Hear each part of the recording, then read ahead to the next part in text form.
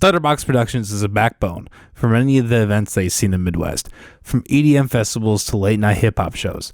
This company has been working closely with this podcast since the beginning, and we always have plenty of things planned for the future. So, if you're looking to plan your next Get Gear event, head over to their Facebook page to learn more today.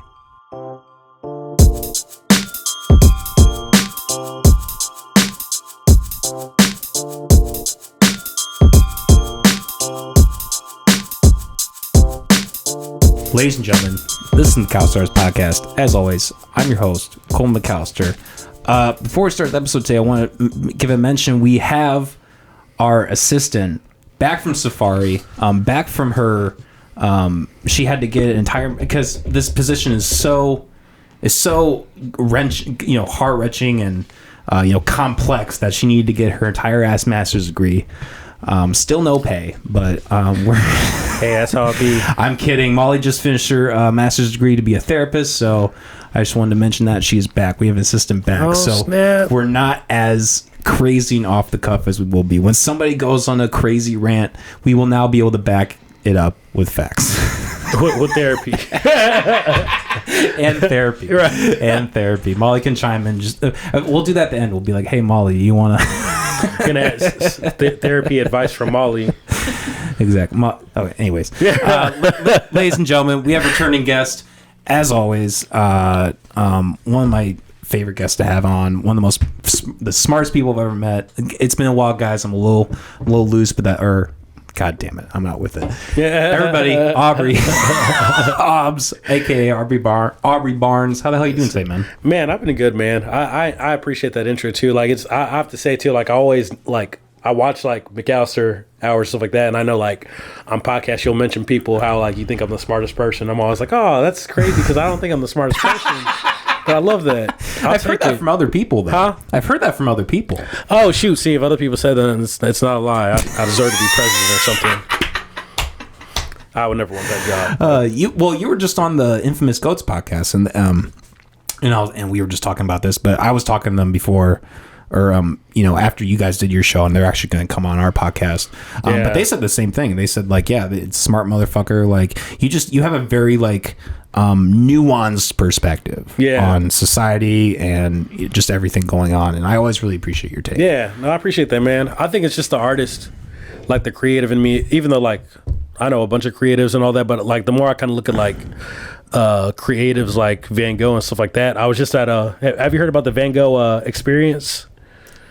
That sounds familiar. Is that in Iowa or Illinois? So it's a traveling thing. So like right now they have a spot in Davenport, but it's pretty much just like interactive art exhibit of like pieces by Vincent Van Gogh, where it's pretty much like this big ass room that like kind of like projects all these pictures that Van Gogh painted and kind of animates them. But before you get into this big ass room, there's like this long hall of like facts about Vincent Van Gogh's life and all that, and like quotes from him, and like just looking at that shit, it just really reminds me of, like, it's, I don't know, I resonated with a lot with this quotes because he had a very nuanced perspective about life, him also being like a pastor's kid and all that. So I think it's just the creative in me that kind of like is said like the smart. It's just because I'm always thinking about shit. I think it's just a creative thing.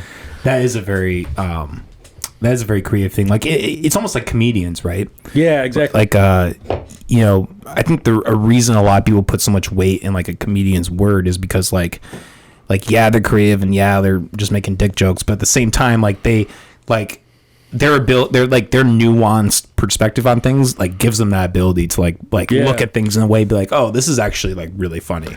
Like this fucked up thing that happened, is actually hilarious in like a really fucked up way, or what? Not even a fucked up way, just like a different way. Yeah. No, comedians are like. I always tell people like comedians to me are are just like poets on a whole other different spectrum, just like with what they do creative wise. Because like just like with what I do as a spoken word artist, like I say things with no kind of music accompaniment, but it's like thought provoking. And comedians are the same way. Like that's one thing I appreciate about comedians, like the ones that I enjoy, like George Carlin or like Dave Chappelle and shit like that, is that they're able to like talk about really like offensive things, but like in a way that like makes you think about it differently, So I definitely pull a lot of inspiration from comedian comics and that too, like with just how they think and like how they kind of like show their thoughts through their art and stuff like that. Yeah, that is kind of one of the weird things about this day and age we live in, right? Is like there is a lot of like social policing and PC and all that kind of stuff, but like then there's also this like counter culture wave towards that, and I think a lot of that is headed by comedians. Look at Joe Rogan, right? Yeah, I mean, absolutely. He's in my, I mean, I think not only my opinion, but almost everybody else's opinion. Like however you feel about him, like that guy's the GOAT. Yeah, like he like made podcasting like mainstream and like brought the attention to it that like I mean, and there were other podcasts before him for sure, but like there's just something really unique about what he did. And like you know, again, I think that's like a comedian mindset, you know. And another aspect to like that is like as a comedian, you really have to like market yourself, and like if you want to be successful, like you have to be creative. Like you have to get creative on like how you're going to do that. Like, especially in this day and age, like not only do you have to go to shows, you have to have like a social media presence. You have to do clips just like any artist or podcaster or whatever, you know. It's it's a crazy game, man. Yeah, no, it really is. And it's funny how you brought that up too. Like one because you kind of describing like comedy, it's really kind of like the culture there is like no different than like what the poetry culture is like now, you know, just in the sense of like, I think poetry is like a thing, like spoken word poetry more so like has been kind of like progressing and being kind of being accepted as like an art form, you know. And I said just off of just the fact that like this past year, the Grammys made like spoken word poetry art that you can win a Grammy for and stuff like that. Oh, I didn't know that. Yeah, it was just this past year, and this guy Jay Ivey, who was on Kanye West's early College Dropout album, he won the first Grammy for spoken word just because he had a spoken word album and all that. But he's from some of Kanye's work and stuff like that. But for me, just like with that considered, I think it's good. But then it's also it has an opportunity to kind of dilute the art as well too, because I feel like the art of poetry, even though like any art form to me like should be a medium where we provoke thought or aren't afraid to like be vulnerable about the real shit in life. Because I think like when you think about it historically, a lot of people who were like poets or artists were also like they had like positions of like some sort of influence politically when you think about it, you know, like a lot of poets or creatives, they're also politicians or something like that because they had a unique perspective, you know. They weren't afraid to say shit that was like real, even though it was like going to push like against the popular thought, you know. But I think like with poetry, it's kind of like one thing I'm always critiquing about it besides like the style is that like nobody talks about shit because it's almost like people are afraid to talk about something real out of the means of like offending somebody, you know. The whole premise of like how some poets will like give people like trigger warnings before the poems is just an example of that, you know. Like for me, I'm just like, I get it. Like if you have a poem that's like mentioning something that could like trigger someone's like past experience, that's cool that you like give that like warning and all that. But I'm like, you also kind of take away someone facing something that like maybe they need to like face at the end of the day, because like life's not gonna like life don't got no trigger warnings. It's like there ain't no trigger warnings for the white dude who's gonna call me the N-word from his car, and I just gotta be like, oh, okay, well, cool, you know. Would that make it better if they said trigger warning? I'm gonna call you. You know, it's funny I said it because it happened to me just like 2 weeks ago, 2 or 3 weeks ago. I was with one of my students, and it's ironic. Ironic as the fuck, because I was just with one of my students like, it was like 2 or 3 weeks ago for like a Juneteenth event, and I had them perform at it, and like it was their first paid performance and stuff. So that, like we're all leaving like happy. This high schoolers like, oh, I got my first paid gig and all this, and leaving a Juneteenth event, mind you, right? And right when we're leaving in like downtown Davenport, like the busy parts of downtown Davenport, pretty much like the downtown area, we see this like really white, scrawny looking kid like with his head out the window, and he just looks at us as like, niggers, and just drives off. And I'm just like, this is the most weirdest thing, because like for me, I'm like, I don't care. Like for me, I'm like, this ain't the last time I heard the word, it ain't gonna be the last time I heard the word. But like now I'm like, now I gotta like kind of like explain to this 15 or 16-year-old like, hey man, like this ain't gonna be the first time you're called it. It sucks and all that, but it's like, it's so weird. But that's why I made that. So yeah, if you would have said trigger warning, maybe it would have made it a little better, because then I could have explained like, oh, like cover your ears, right? He's gonna say it. But with that said, it's just like it gave the kids something to kind of like deal with that. That's human life. Like, you're gonna have ignorant people. You know, I'm a positive nihilist. Like, I believe that, like, though, like, there's always like a space for like having hope that stuff's gonna get better in life, and like you should to an extent. I think for me, it's always balanced out by realizing that people are just ignorant by choice. Like, you're in a room where you have one person who like is like consciously aware of like stuff, you're gonna have 1,000 people who are gonna just be ignorant, and it's just like that's always gonna be a thing. So like for me, with that said, like that's why I just ignore little things like dude who drove past me saying the N-word, because like he's always gonna be ignorant. Well, I shouldn't say that. Maybe he won't, but where he's not, somebody else is going to be. So it's just at the end of the day, you just gotta be like, you know what, whatever. You didn't get out your car and say it. Would have been a different story. Would have had a different ending. No, I mean, you know, you talk about poetry. It's the same with film. Like, you know, kind of more my like. Yeah, I really, I understand. I understand like the emotional response and like why people do that. But yeah, I think it does make people soft. And I think like I just think the whole idea of a trigger warning just like it really negates like open free thought.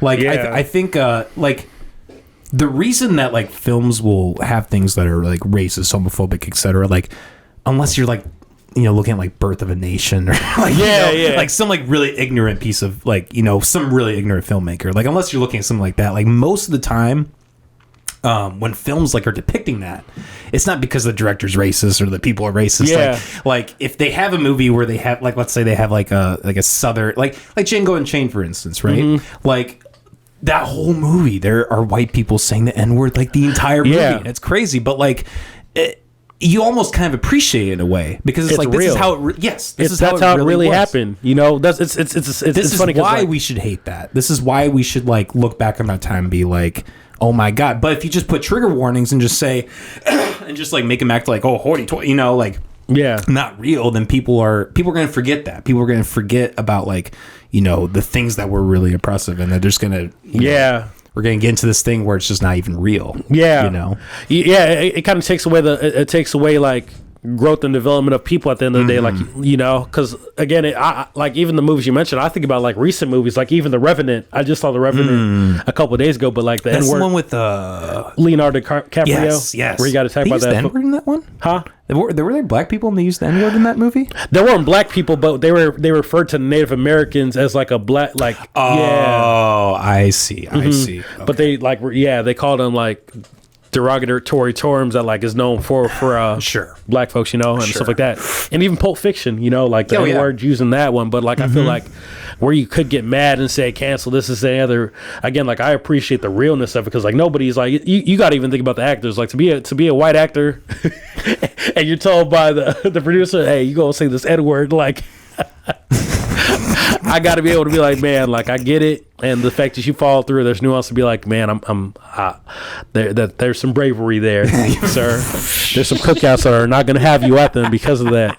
But again, it's like they're just reflecting kind of like real shit that happens, you know. But I feel like as long as like that trigger warning thing is there, like it kind of like it gives people almost like an excuse to be ignorant.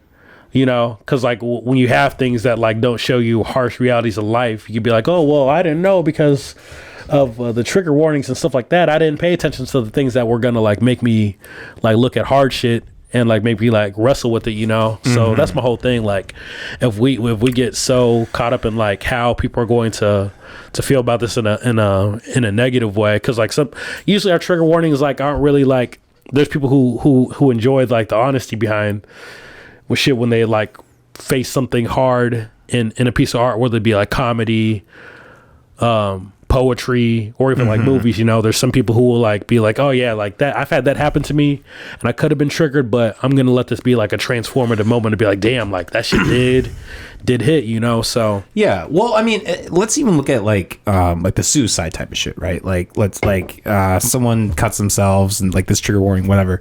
Like maybe there's someone who's suicidal who like would watch something like that and actually come away from that being like, hey, maybe I shouldn't kill myself. Like there could be a potential where they could actually benefit them. But when you make this line and then you're like, hey, we're just gonna cut it off here, you negate that potential, and it's really sad. I think, and like, I think it's something as both of us as creatives kind of like, you know, find that like sad and upsetting, because like yeah, I mean, like, you'll, like we said, like, life is hard, like, and some of the beautiful things that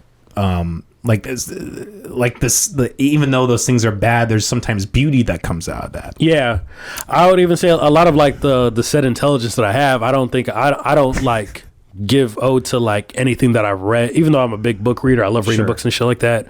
I think a lot of it is because like I allow myself to like face like hard shit, and I don't try to like pretend like it's not there, you know, in the sense of just like the whole suicide thing, you know, even having a sibling who committed suicide like a year and a half ago now, like I could easily be like, I don't want to hear anything that's like about suicide because that'll trigger me, which like there's nuance to even that of just like if your gut really can't handle it, cool, don't do it. But also like ask yourself why, and kind of do the work of like realize and kind of like helping out that too, you know. But and if you can't handle it, don't demand it on other people. Like that's a big part of the movement that really peeves me, is like, okay, if you don't want to watch it, fine, but then don't like demand that other people like align with your what you think. Yeah, there's a lot of ego in that, to just because in that what you're saying is that everybody should think the way you're thinking. It's just like, you know, at the end of the day, like you're one person to like a world full of billions of people, you know. Not saying that your reason is not valid, but realize that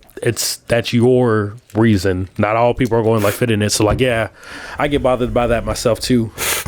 Yeah, exactly. You know, I kind of debated whether I was going to bring this up, but kind of around the subject, I'm not. Go for it. While he's giving me a look, I recently appeared on podcasts, and I won't mention them because you know, I don't like doing that when I like if I have controversy, I don't like mentioning the person, because I think it just kind of feels that like that's the whole reason it happened, right? Yeah, it's like yeah. But kind of mutual friends of ours, which is kind of funny, but I went on their podcast, and they kind of did like a gotcha moment on. I did this bit where you know Rare Doozy. Have you heard of him? Yeah. So I mean, I've had him on the podcast like 3 different times. I consider us friends. Yeah. And I had this bit where I was like how much does it cost for an N-word pass? We were all just like laughing and joking about that. And they literally had like a light. Wow. They had like this big beaming light like directly on me. And I'm like, I even made a joke. I'm like, is this the way guys have the light? Yeah. Well, no, it was really shady because like there was just there were a lot of other people there like for no reason. Yeah. And then like she like showed me the notes. She was like, oh, this is what we're going to talk about. And like she didn't mention that. So I almost kind of felt like they were like setting me up in a way. Oh, wow. I think I did a pretty good job defending myself. I was just like, you know, it's humor. Like if you don't fuck with it, like that's fine. Like but like I like, you know, I think there's a lot of hyperization around that word, and like I don't know. It was an interesting experience, you know, facing that like that culture of people who are just like, you know, because of your background, you can't make these jokes. Oh, you know? Yeah, man, it's a weird topic. Yeah, it's crazy that you brought that up, because it was funny because like I think I saw that. I mean, I saw the episode. Oh, okay. But then I also watch the episode. Yeah. Okay. So my friend, one of my homies, who used to live in Des Moines and all that, I think he posted a snippet of that on his page, and was really? like, this is why I don't trust this guy. Like, I've always had something out for him and all this. Oh, damn. And all that. And for me, I don't know. Like, I think, again, and I'm speaking just knowing. Yeah, and if I'm an asshole, I mean, tell me. You know. No, I don't think you're an asshole for it. I think just like it's one of those things though of just like I'll bring in my experience, I guess, from working at an at-risk school and all that. You know that I think I told you about the school that I ended up quitting like a year or something ago because a lot of like weird stuff that was happening there. Yes, you did. Yeah, so like I remember when I wrote my whole what do you call those things, like an exit interview type like thing to talk about why you're leaving. I don't know what you call those things. I forget at this point. Exit letter or something. Yeah, something like that. So I wrote this thing and like and I pretty much wrote this to kind of like let the like executive directors of school know, like, yo, like I'm quitting for this reason, and they probably gonna tell you some bullshit and let me jump the gun and be like, nope, like they did all this shit. But one of the things I mentioned in the letter kind of critiquing the school is that like how like a lot of the staff that I work with, not a lot, there was a couple like in the more literal sense too, who like literally would say the N-word around me, you know. Like I had one dude who like he was talking, like he said it to me in context of like talking about another student, so he wasn't saying it to me directly, but was still saying it around me and all this. And I remember the moment he said it, there was another teacher who was with us, and like it was a white teacher, and when he said it, she kind of like got shocked and looked at me like, oh, this motherfucker's probably gonna punch him in the face or some shit, which I'm like, I know where I'm at, I'm not gonna punch somebody in the face in the whole ass school and all that. But and again, like there's a part of me who's just again like has a sense of like, I'm gonna hear this word all the time, so like whatever, you know, what can I do about it? I could go and tell HR, but they ain't gonna really do nothing about it. Like they don't care. They're probably gonna try to be like, do the best they can where I don't say anything and try to be like, oh, let's treat the black person like he matters and say Black Lives Matter and say all these things to make him feel safe. But even though I had that part of me that didn't care, there's like this weird like I don't even know how to explain it besides like making it super mystic sounding, I guess. But like there's just a weird ancestral thing of like when I hear the word, it's just like, even though I'm from like a cognitive perspective, I'm like, okay, whatever, like it's ignorant as fuck, but that just shows you're ignorant. What can I do about that? Sure. But then there's this other part of me, it's just like, oh, but that really felt like you were trying to say something and test me.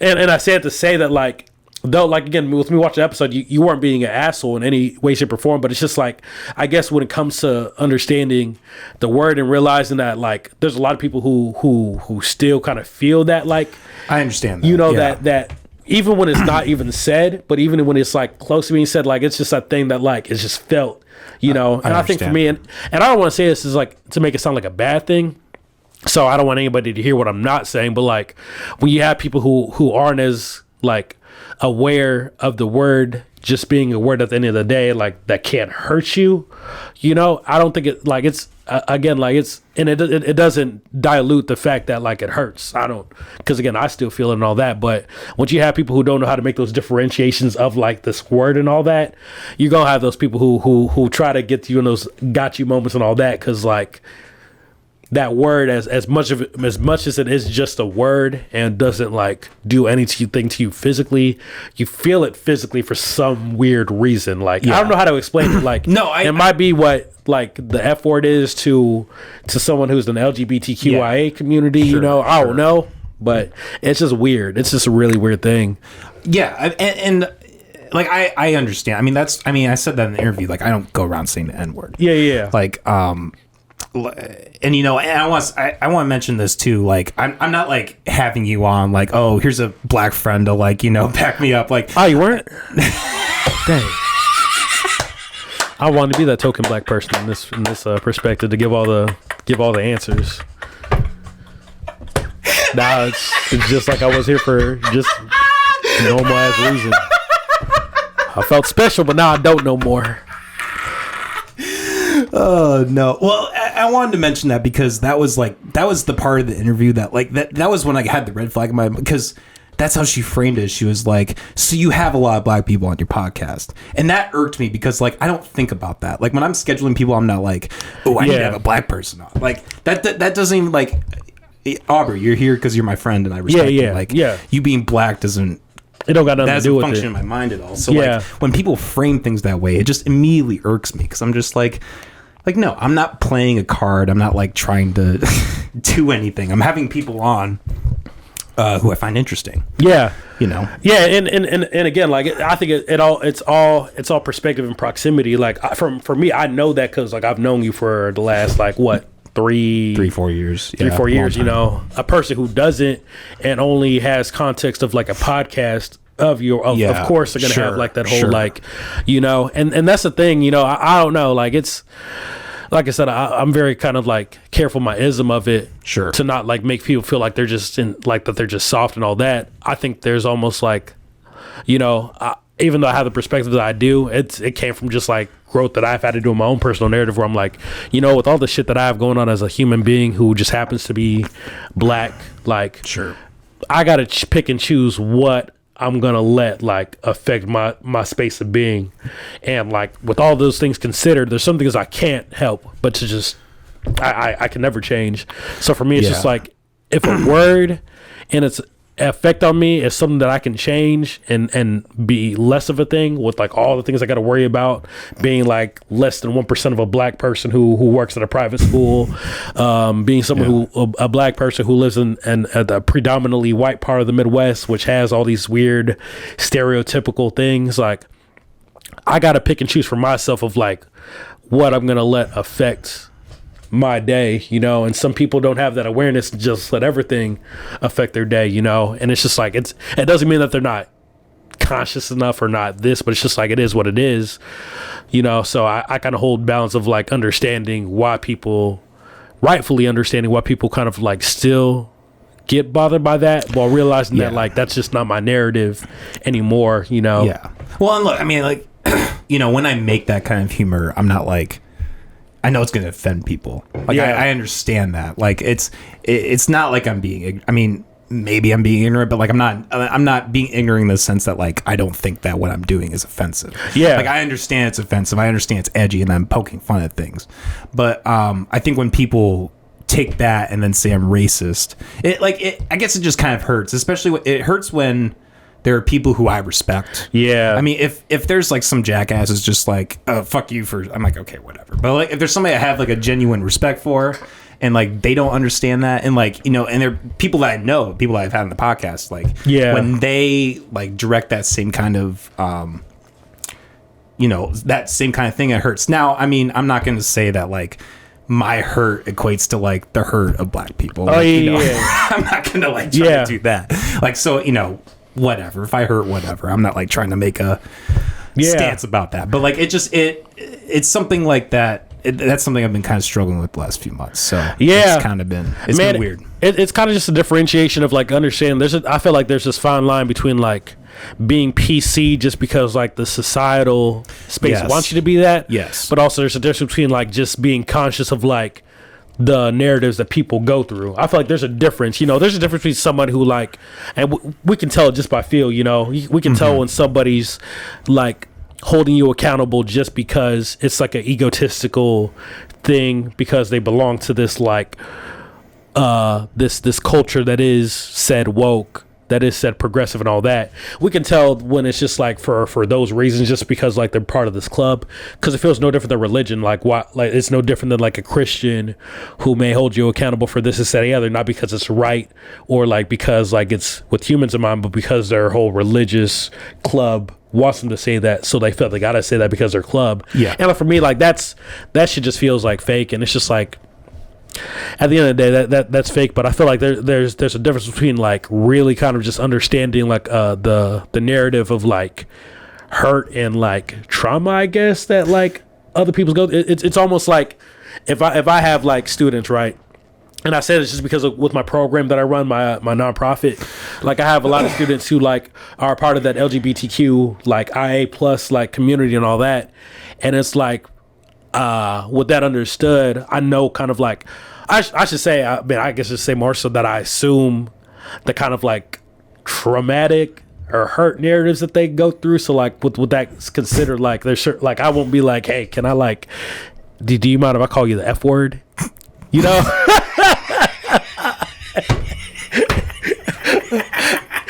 Knowing that you've been through this traumatic experience and that you're probably paranoid of somebody calling you that and all the things, like, can I call you that still real quick? Can I call you that real quick? You know what I'm saying though? It's just like almost again, and then yo, my F, yo, buddy, right? You know, that's kind of a weird, you know, kind of on that same topic, the word queer. Yeah, that's something that like has just, like, I remember I was in a college class like a year ago, and this lady was just like talking about LGBTQ stuff, and she just was like using the word queer freely.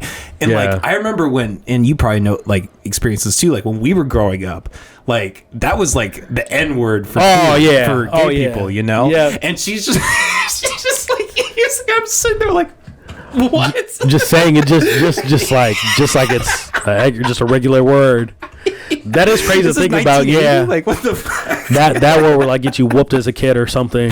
Yeah, but like now it's just like such a it's an identity to weird. No, it is crazy. You know, it's I wondered, and I'm saying this as I'm thinking about it too now, because like knowing that it was like an offensive, like super offensive word, and still like I guess in context it just depends on who's saying it, how they're saying it. Sure. You know, but that's the key word, context. I think that's the thing that nobody thinks about in this conversation is the context. Mm-hmm. Even look at Joe Rogan, right? Even Joe Rogan using the N-word. Say it's you can say that's right or wrong, but like I don't think that was racist. And you know, here's the thing, we don't know because how they cut that clip was so shitty. They just like it was just every time he said the N-word and they just bleeped the whole thing out. So you had like no context. He just had this video of bleeps and Joe Rogan just really? I never saw that before. Like, you didn't? Nah. Yeah, he said it like I don't know 35 times or some shit. That's over like, you know, fucking 1700 episodes. So it's not like he's like throwing it around nilly-willy. And like but I think from what I understand, like every time he used that word, it was like in context. He was like referring to the word. You know what I mean? I think it's almost to the point where like if you just refer to the word, like that's whether that's right or not, whether that's right or wrong, that's construed as racist. And I just don't think those two things correlate. Yeah, it's like a tricky space for sure, because like it's like word context does have a place at the table. It's almost like, you know, it's almost like my whole thing earlier, you know, like with this teacher who said the N-word. Like he wasn't saying it to me, but he was saying it talking about another student. So it's almost like that self question of like, all right, do I get offended still because he's not saying it, or do I get but it's almost like, you know, so like for me, I think it's like with that considered, it all kind of goes back to the space of like, I don't know. It's such a delicate balance, you know, to hold of just like it's really kind of like understanding or asking yourself the question of like will this offend the person, like will this affect the person next to me and all that, and like if your answer to that is like I don't give a shit, I'm still gonna say it, then it's just like okay, cool, say it, but like you can't take away the fact that like someone's still rightfully going to take that in some type of way, shape, or form, even though the context was like not at them. It's just this really, I don't know, it's this really weird place, you know, of just like figuring out. But I don't know. You know, I listened to Molly, do you mind looking this up when you get type in Lex Fridman N-word podcast. I want to know who this guy's name is. But he's this black author, and he went through this whole just type in the N-word podcast. He did this whole 3.5 hour interview with this guy who wrote, and I'm not going to say it, but like he said, like the book title was called like the N-word, but like with the R, like actual word. Yes, Randall Kennedy. Just look that name up, Randall Kennedy. But he did this whole thing where he dissected like the use of the N-word, and like, you know, he even said like, you know, he doesn't think there's anything wrong, like as long as everybody in your party or like, you know, people around are okay with it, like he doesn't think there's anything inherently wrong with like a white person using the N-word in context, you know. And he you know, he went through like, you know, just all these different ways to like, you know, refer to black people derogatorily. And I don't know. I highly recommend it. Lex Fridman, Randall Kennedy. He wrote, what can you click the title of the first book? I'm not going to say the title. I'm not about to get clipped, but it's The N-Word, The Strange Career of a Troublesome Word. But yeah, so I guess my point is like there's a lot of nuance to this. I think, and I think I think people should explore that. Yeah, that's why I recommend it. One of my friends that I work really closely with, he says it like this: like if you as a white person can say the N-word on 11th Street, Rock Island, where it's like predominantly black and people are okay with it, then you cool. But if you ain't and you get beat up over it, then it's just like now you know.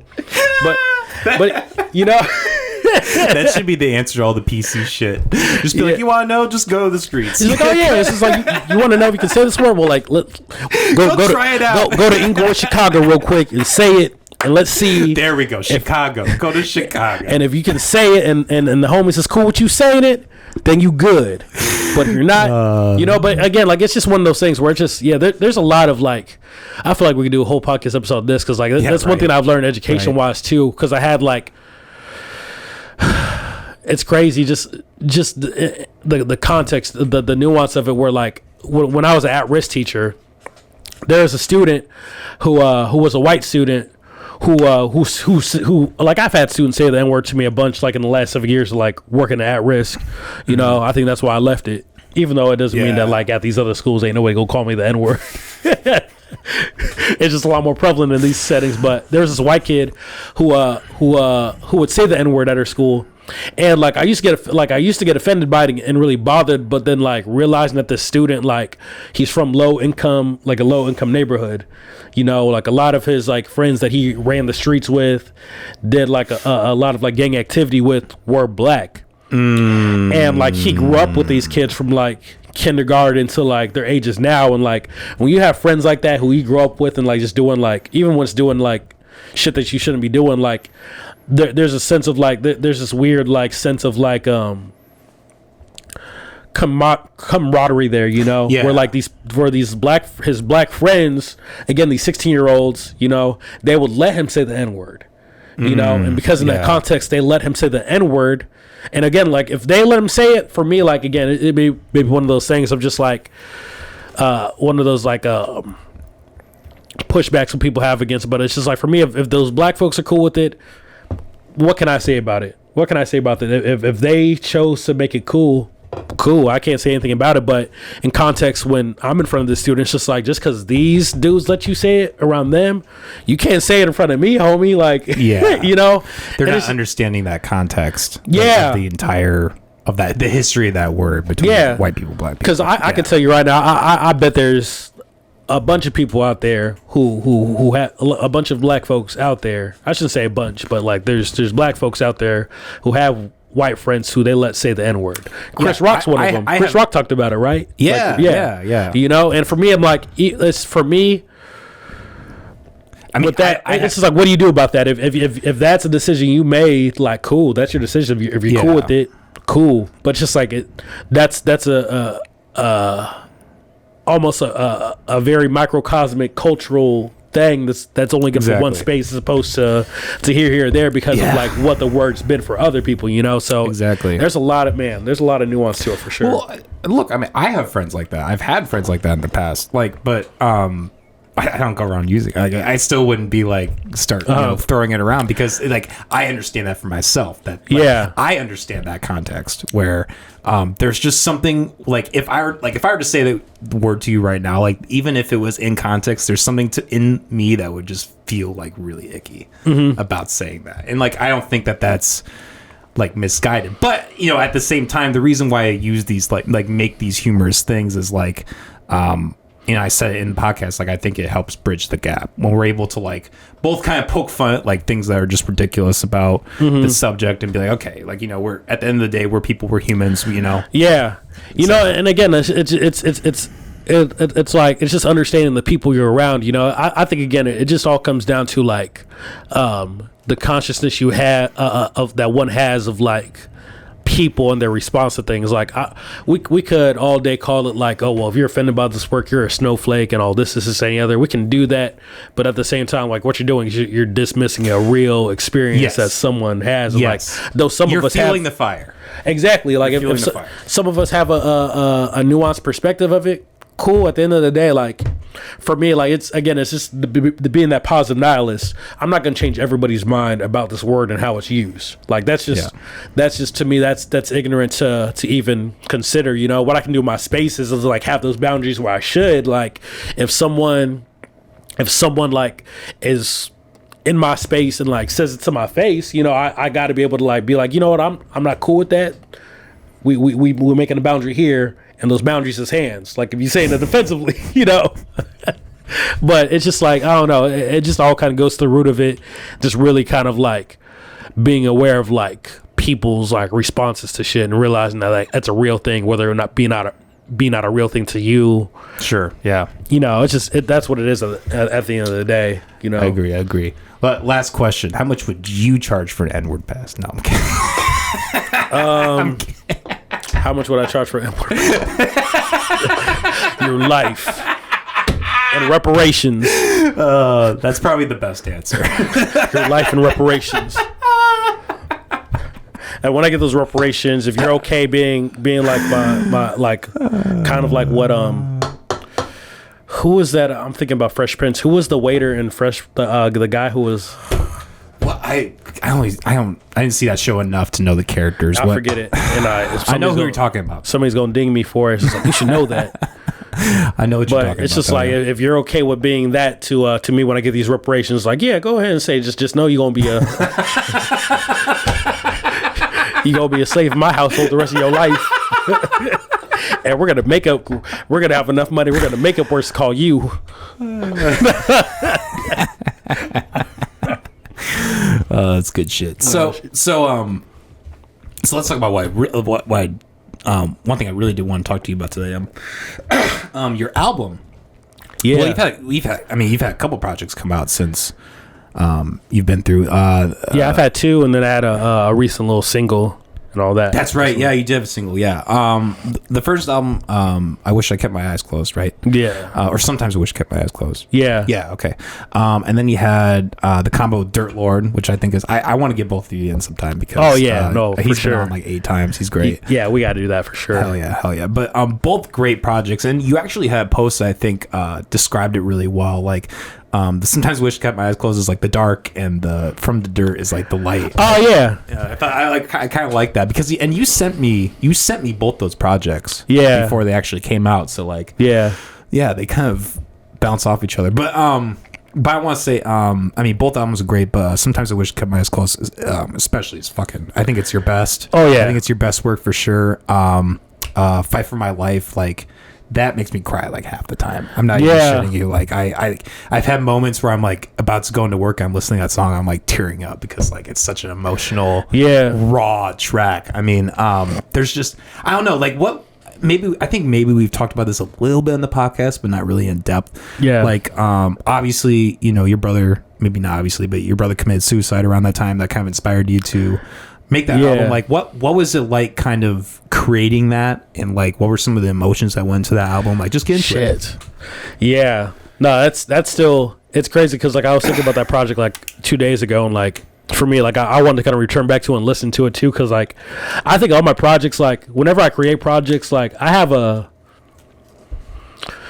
have kind of like a idea kind of going into like projects that I kind of form when I'm making songs and all that, but they all kind of come. I don't just randomly think about it, but it's just like the projects that I put out are kind of like reflections of like where I'm at in life and shit like that. And I think that's why like I Wish I Kept My Eyes Closed. This being kind of like where I was like really kind of processing grief in this more heavier place where like From the Dirt is kind of like coming from the dirt of that. That's why they sound so different, because they kind of reflect like where I was at. But that project, like. Mind you, that project, like I literally like recorded it, had it mixed and mastered, and all finished all in a span of like 2 weeks. Like all the songs were kind of written in like, wow. I think I wrote all the songs in like a week, because I think like when you go, it's just crazy how like, holy shit. Yeah, it was one of the quickest projects I ever like worked on. Insane, dude. But I think it was like one of those like physiological responses to like suffering, in a sense of like, where some people like when they're going through grief, they turn to alcohol. Some people turn to just like completely isolating themselves and like distracting themselves from it. Some people just kind of just live in that world for so long that it's hard to break from it. But for me, my physiological response was like, man, like you got to create something more so for yourself, if anything. Because I feel like that project was more so just kind of like for myself to kind of like go back to kind of like realize two things of just like realizing that like crazy and chaotic, it's almost like it's almost like in This Is Where We Die, it almost reflects that like, where and This Is Where We Die was kind of like a suffering response to things that were happening at a distance, sort of like not really affecting me personally, where I think I Kept My Eyes Closed was more so like shit happening right in front of me, you know, right close to me at my feet and all that. So like I think my response was just kind of like my response to that grief, and it was just kind of just like, you got to write and get all that shit out of your head. So it's crazy because like it's almost like I almost don't remember recording the songs at this place, because like it was literally like I was in such like this weird space where like I was kind of, I guess, sort of kind of like numb, I guess, to where like I literally would just wake up, go to my homie Seven's house, I would record, then I would go home, write, go to his house. Like I was pretty much just in this whole space of like I wasn't really around people, and I was just kind of just writing, and like processing the shit. So I think that goes to kind of really give credit to like how the project like feels to the listener, you know, like where you feel kind of like heavy emotions and almost like this story, because like I was really heavily in the thick of like this emotion, and like this is the way I pushed it out, you know. Songs like Fighting for My Life, when my homie West Music, who made the beat, when he made it at first, the day we were supposed to write the song, I mean the day I was supposed to like record that song, I was like, I don't think I got the energy for this one right now, because like I feel like the energy is just like different for this one. I didn't record that till like a month later after the beat had already been made and stuff like that. I just had to like sit with it. But I think I say it to say that like that was the kind of like intentionality I put behind the project, where like I recorded songs fast, but I also was very kind of mindful of like, okay, like I gotta really make sure I'm making this like that I'm putting my whole self into whatever record this is, whether it be like Mirror Mirror, whether it be like Three Eyes Open, whether it be like the ILY song and all that. So it was an interesting project in the sense of literally the last day that I recorded our last song for the project, my homie who was like my homie who mixed and mastered the whole project, they had like literally the last day, him and his family had to move to a whole different city, like close to Chicago, just because a lot of circumstances that happened. So like we literally got it in right before all this stuff happened, and like the studio recorded it at was not a thing anymore, and it was almost like this kind of symbolic thing of like, okay, cool. Like I think that was me just like the universe saying like, okay, you got all your shit out here, and like now this place doesn't exist anymore. So it's almost like it's weird to kind of go back and think that like the project that I made the project, because like I was just in this really weird space that I've never been in with a project, where like everything kind of just came like so quick, but also like there's a timeliness and intentionality that was put into it too. So it's definitely one of my favorite projects, because I feel like it was one of my realest projects first and foremost, but also the creativity that was put into it too. But suffering does that to creatives, man. We say it all the time, you know, like we get the best shit out there when we're like going through crazy stuff, you know. That is incredible. Holy shit. Wow. Written in a week, recorded in a week. And like that's just stunning to me, because the project itself like sounds very good. Like the production level is very good. Like your rapping's like on point. And you know, let's just take that aspect in itself. Like how long ago was this after your brother passed? Literally like weeks. Maybe like it was like a week or two after. Wow. Yeah, because I just needed the outlet to get shit out. Yeah. And that's just art, you know? Yeah, I can't even imagine like being able to compose yourself enough to like put out, like actually like spit those bars, and to like to spit like, you know, like the what like, you know, there's oddly some songs in that there, like Three Eyes Open, like that song is like actually really high energy. Like you're talking about some really raw shit, but like it's like it's like you would think it's like a song in the club like going, but it's kind of, you know, that's kind of similar like what Kendrick Lamar does too, like you know, like how Swimming Pools is like a song about alcoholism, but like it's painted as like this, you know, kind of juxtaposition in that, where it's kind of like this like fun song, but then like at the root of it's talking about something like deep. I mean, that's the aesthetic that I just kind of create under. I've just like grown to just like accept that we're like, if we get a hype song for me, I'm still going to talk about some like traumatic or like stuff that's going to have you like wrestling with it. That's just who I am. I can't just make a fun song just to make it. I think Real Rap is the closest I'll ever get to that, you know, the single I put out.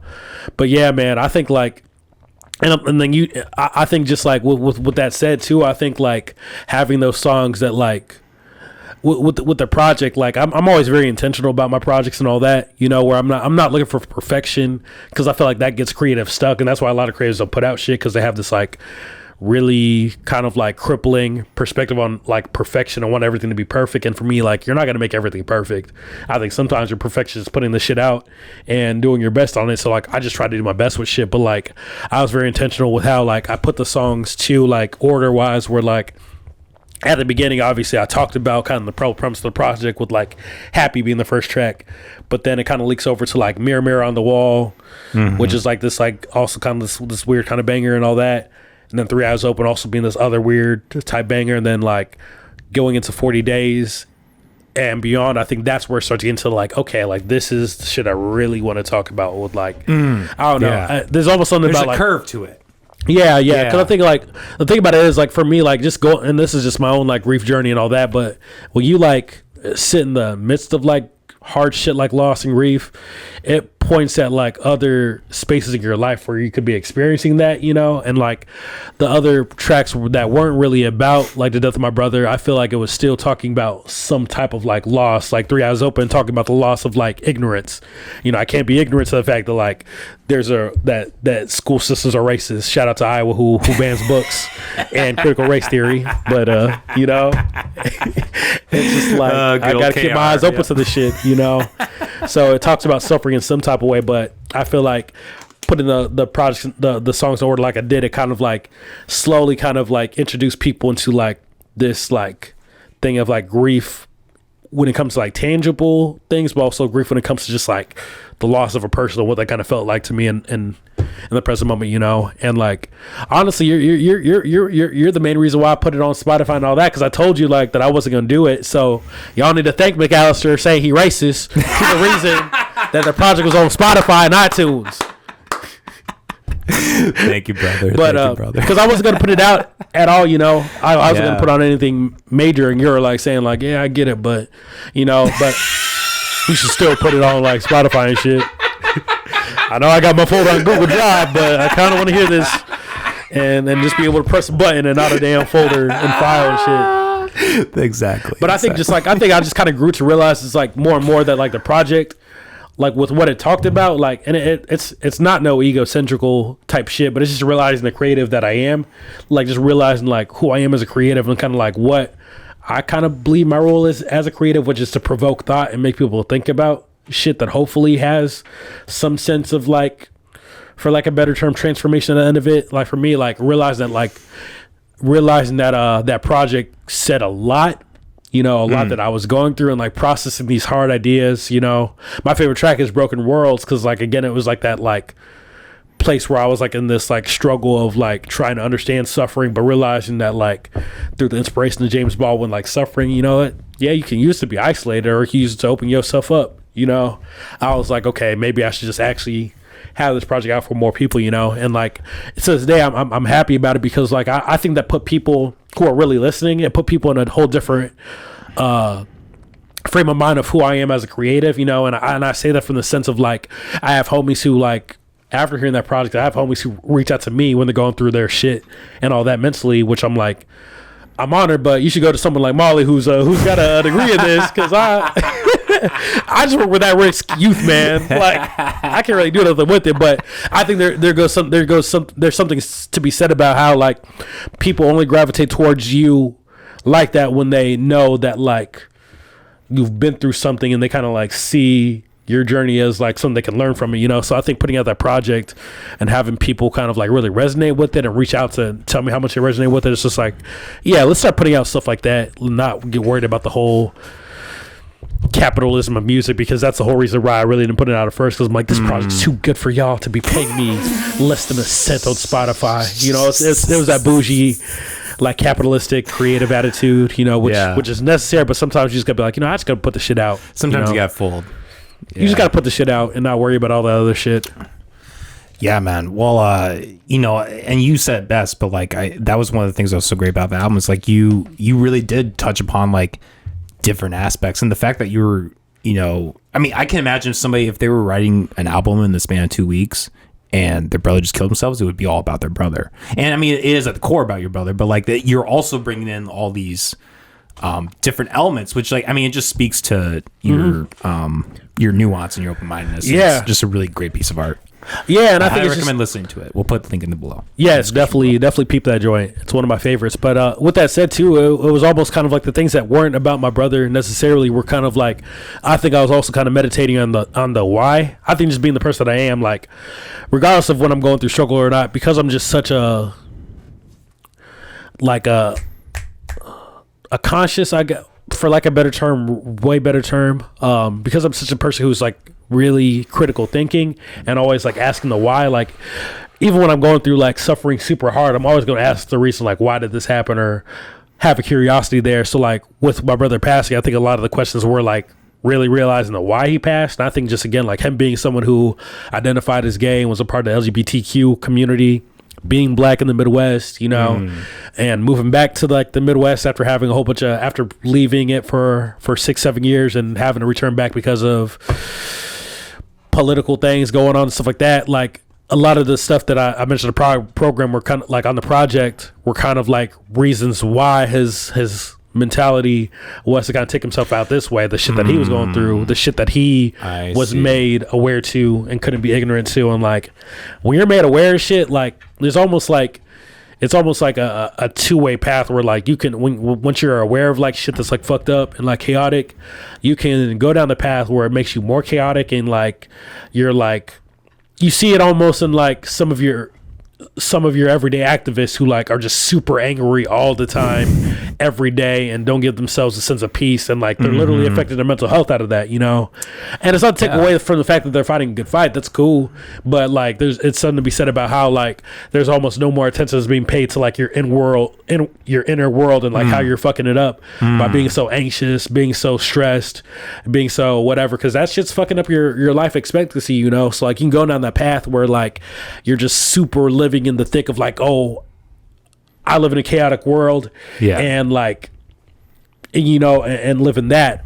Or you can look at it and have a sense of acceptance. And mind you, when people hear the word acceptance, that means they usually kind of take that and run with it and say that like that's pretty much you saying that like you're okay with like chaotic shit happening in the world, which is the exact opposite. I think like you care all the more, but you realize that you got to be intentional with that care you have for the world by realizing that there's some shit that you can never change, like the death of my brother. I can't bring him back. All I can do is learn from that experience, accept it, and be like, what is this saying about myself and the world that I occupy, and what can I like put out there because of that, you know? So like, you know, it's just there's different paths in how you can kind of like process that hurt. And for me, being someone who's just a thinker, I just processed it in the sense of like asking, okay, what does this say about like the world and like how it pushes us to these like boundaries, you know?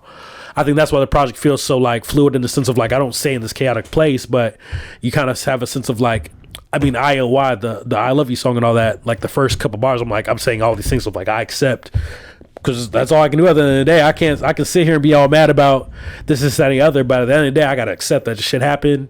It doesn't make it hurt any less, but it gives you it gives me personally a better framework to work from to kind of grow really like as a person, you know? So yeah, man. Well, you know, I really like the fact that you're willing to talk about these, you know, tough things, like not to get into me, but I guess the reason I bring this up is like you kind of commented on I recently did an episode kind of talking a little bit about like my pornography addiction and stuff like that, and you know, you said you listened to that, and that kind of, I was kind of warmed my heart. I was like, hey, I felt like I was just, you know, ranting to the void, but yeah, man, I think talking about like difficult things, talking about things that people don't really want to hear about, I think that's important, because I mean, I like, you know, for me struggling with addiction, like when I hear somebody like talk about their experiences and like from a specifically a non-religious point, exactly, that's the part that I like really struggle with. That aspect is like there's a lot of people who will just like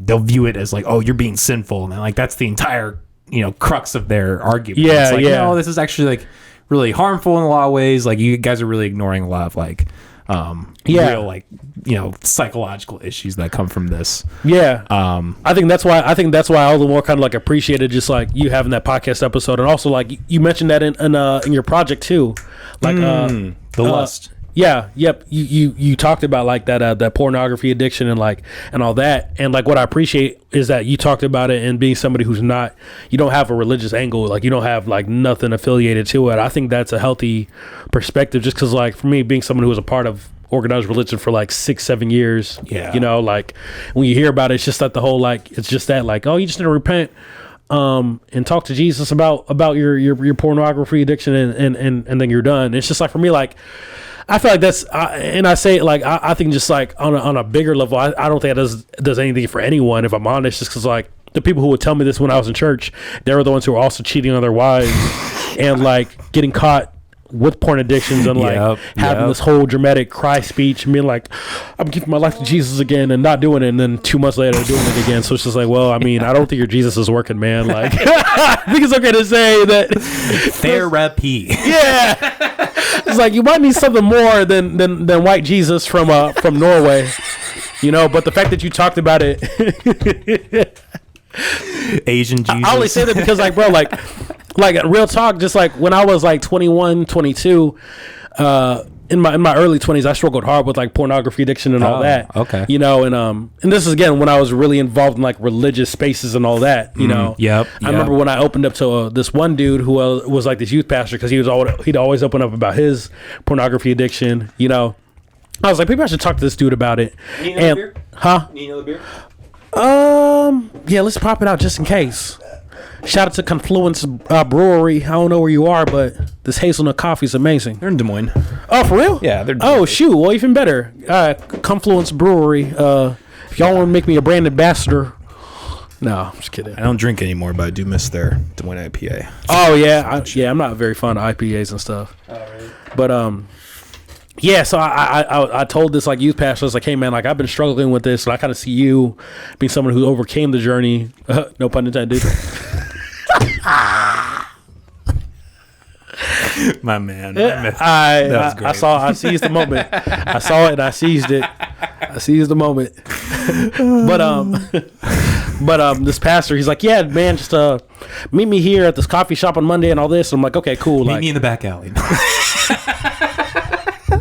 I'll take care of all your problems. It's crazy because this guy is not a youth pastor anymore because of like stuff he went through infidelity wise. So like I wouldn't. Anyway, you know, sorry, you're talking to your pastor. Yeah, so like I met with him like on a Monday, and like it was just for lunch and all this, and like the meeting was literally like 5 minutes long. He just sits down and he's like, okay, let's just get the crux of it. You have a porn addiction, you should just pray more. Bye. And then he leaves. I'm like, what the fuck? Like, what kind of, you know? But again, like it coming from this person who like engaged in just like more of his porn addiction behind closed doors, and like ended up being like disloyal to his wife and all that. It's just like, I don't think this whole praying thing, I think there needs to be more to that. And I feel like the context you bring, someone who does have a religious angle, it's all the more kind of like appreciated all the more because I'm like, there's no angle to this, where this guy, his angle was like, oh, I'm trying to bring this guy to Jesus more, i.e. I'm trying to bring him to my church and deeper into this religion and all that. It's so destructive, man. It really and is. It dodges like really important things. Because for me, I'm one of those people who like, I believe that like, I mean, yeah, porn addiction is definitely like unhealthy. Again, and I think you said in your podcast, there's some people who can watch porn and not be addicted to it. And it's just like, cool, if you can do that, cool. But I know my narrative is just like, because I was so addicted to it at one point, I can't do that and not go back to these like spaces mind wise. If you can, cool. But I would dare to say that like that's very special. I think, yeah, you know? I think that group of people is very, very small. I think a majority of people who are like in a relationship and using pornography, like I think it's not good. Like that's not a beneficial thing. Yeah, it definitely affects it, you know. So there's something to be said, like to be able to hear from like a non-religious angle is dope. So and people appreciate those conversations, appreciate those things, man. Like in both art, because again, like you shared it on your podcast and through art, man. Like I feel like people appreciate it all the more when like people put out real stuff like that. And I only say that just because like for myself as a creative, one thing that I'm always hearing from people when it comes to like their compliment on my art, it doesn't really have anything to do with like the creativity of it or the production of it or like the writing of it, but it's more so that like I said some real shit, something that's authentic, you know. The honesty. Mm-hmm. Yeah. And I think people look for that all the more when it comes to art, you know. And I think people are starting to realize that all the more, you know, as creatives. I think that's why you have people all the more able to come out and talk about like real vulnerable stuff, because like people are going to connect with that way more than like how dope something sounds, you know. There's always a space for like something that's not super serious and all that as an art form. It just talks about like good, lighthearted, fun things that are this life. Sure. You know, but also I think there's also something to be said about like how like communities have literally been built off of creatives talking about hard shit, you know, the Enlightenment era, you know, when you think about hip hop, when you think about the Harlem Renaissance, there's always these creatives who talked about hard societal things, who like literally were helpers in building communities and like really building like more socially aware people, you know. So creating art like that that's vulnerable and really putting my shit out there, I feel like it's always going to be an aspect of like my creativity, you know. Yeah, man. Well, you know, I fucking love and appreciate that about you, man. Yeah, appreciate that, man. Yeah, I can't say it more. Like, they're like, you know, and even when it comes to like, you know, like any taboo subject, I think should be talked about. I don't, like, in my mind, I can't think of any subject where people can't, you know, have like a debate or a conversation or like on a big public forum. Like I don't see any subject that there can't be a conversation about. Yeah. And that, and frankly, that doesn't need there to be a conversation about. One of the things about society that really irks me is like the subject of pedophilia, which I think we've probably talked about this on the podcast before. Yeah. But like how taboo that subject is, and how like you can't even like utter the word pedophile without people like cringing. And it's like, yes, I understand it's uncomfortable. It's a very uncomfortable subject, but the more you ignore that, and this kind of goes back to the trigger stuff, like the more you ignore that, like the more that's going to happen, the more kids are going to fall into that. And, like the best way to combat that is awareness and actually talking about educating people, understanding like why these things happen. You know? I absolutely agree with you. You know, that, I mean, that's why even with what I do now as an educator, like I never like shy away from like talking about hard things, because I think like I've just kind of like learned like the art for myself personally of just how to like bring up hard things in a way where like we can have a conversation about it, because I think like it's necessary to have that as a skill. I think like as Americans and all that, I think we just never really learned how to like have hard conversations about things, and just like being able to like have conversations without putting it under the realm of like debate. You know, and that's one thing I always get a headache about. Like whenever I think at this point, like I don't really talk about like said taboo things unless I'm with like people who get it. You know, who I can have a conversation with, because like I feel that just the world in general. I think like, again, we don't know how to deal with hard stuff. We don't know how to deal with vulnerability as a collective. So like with that said, like we just try to avoid it, because like we don't know how to have conversation without getting like offended or like calling it or getting into like an argument about it. Like I remember when I used to talk to people about stuff that was like hard conversations and all that, and we talk about it, and the conversations I would hear like, oh, that was a great debate. And it's like, we weren't debating. Like we need to unlearn that shit. Like we can have a conversation and not it being a debate, you know, like. And I think that's why with like what I do as an educator for both my nonprofit and what I do as a main educator, like I'm always like leaving the door open to talk about things that are going to produce like critical thinking skills, you know, because to be able to have effective critical thinking skills, you got to be able to talk about really hard things that are like way outside of yourself. Because like when you do, you're all the more willing to like listen, you know, and with the listening kind of comes growth and all that. But I think like as a collective, like as Westerners and all that, we don't put a big emphasis on like having hard conversations, especially in schools. Like your main teacher would be like, oh, we can't talk about that in school. And it's just like, yo, we in a fucking school where we come here to learn. Why would we not talk about shit, you know? Yeah, exactly.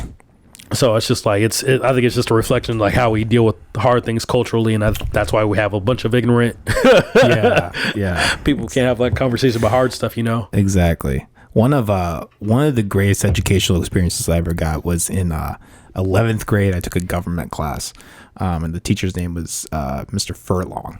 And how he operated his class was, you know, it was about government. He had notes and all that, but he, you know, because he was like very into the news and all that. Like, he was very in tune with what was going on. Yeah. So every time something happened on the news, and it was important, he felt it was important, he'd be like, okay, today's lesson, we're not going to do today's lesson, we're just going to talk about this and what happened. And like, that was such a refreshing experience. I don't think it's something I've ever had since then. Yeah. Like, just like a truly just like, hey, you know what? I don't care about what's in this book. I care about you and your understanding.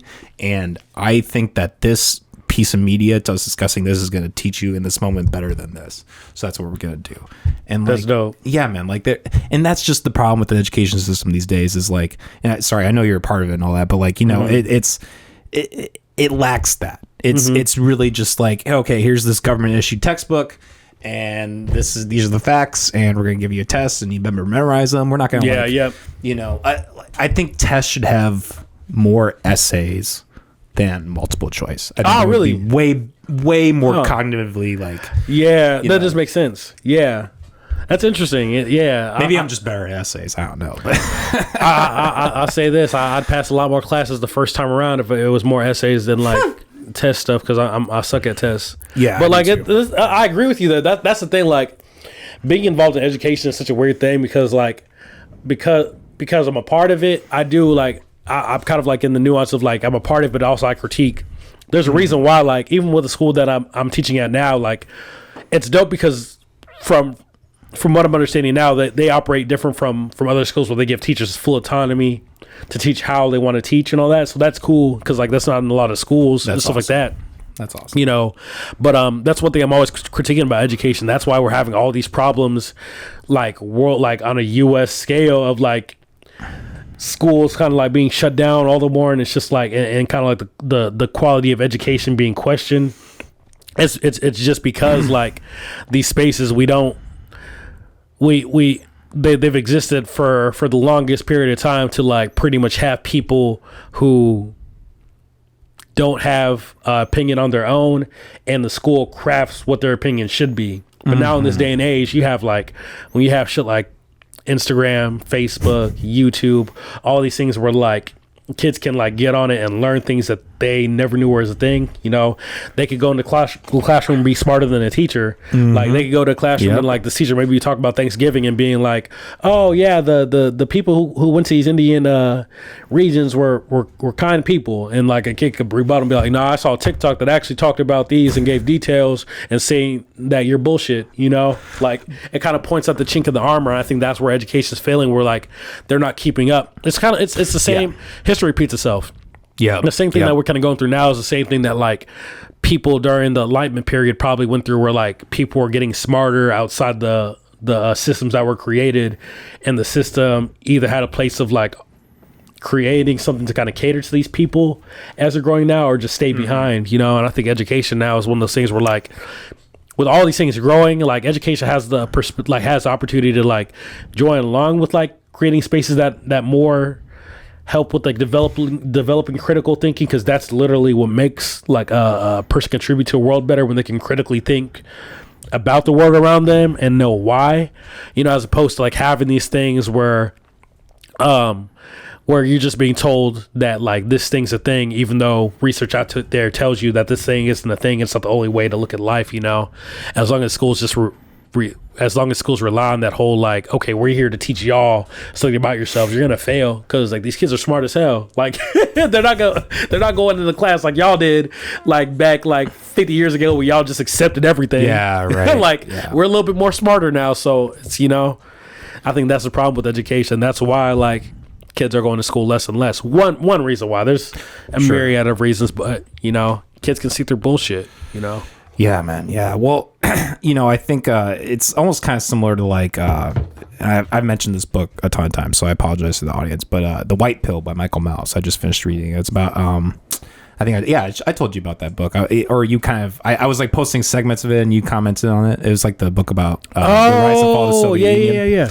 Yeah. Well, and toward the end of the book, they're talking about like the fall of it, And like it got to a point, like the reason that system crumbled was because people just stopped caring because they saw through all the bullshit, and they were like they would like the people like in the intelligence agencies, they would like hear coded language that they knew was like going against the Soviet Union, but they just like didn't care because they were like, fuck this. I think you're kind of seeing something similar to that happen in education. Yeah, like you see more and more and more teachers just being like, I don't give a fuck, I don't get paid shit, like these kids don't care, they all find out from YouTube and TikTok anyway, like you know, look at what happened over the pandemic, like how how you had those like Zoom sessions where the teachers just like did not give a fuck, and then the parents like saw it in their house and they're like, this is bullshit. Like, this is what my kid's going to. Or on the other hand, they started hearing how some of these teachers talk to the kids too. You know, the ones who are just really just like super like just gung-ho about just being super just like controlling of the environments and stuff like that, and like will say like crazy things, you know. I think that the pandemic revealed about a lot of things about education, you know. Like it revealed one big thing of just like how kids just don't have, like, kids can learn outside of this like space of just going to a physical space, you know.